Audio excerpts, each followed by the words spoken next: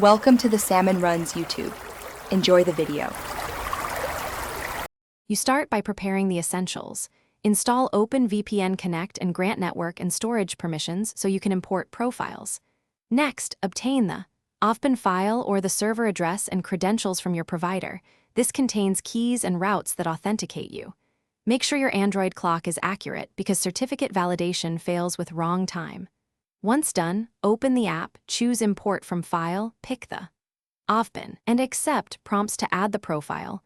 This initializes the connection configuration. Once the profile imports, you must fine-tune details so the tunnel behaves correctly. Open the profile settings and set protocol and port. Choose UDP for speed, TCP if reliability matters, and confirm cipher and compression match the server. Mismatches block connections. Make decisions about routing. Use default gateway to route all traffic, or set split tunneling to keep local traffic outside the VPN.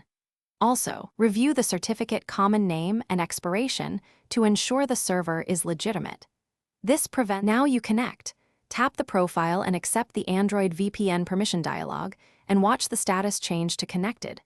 Verify the tunnel by checking your public IP and running a DNS leak test so you confirm all traffic uses the VPN. Make it persistent by enabling auto reconnect or start on boot if you need continuous protection.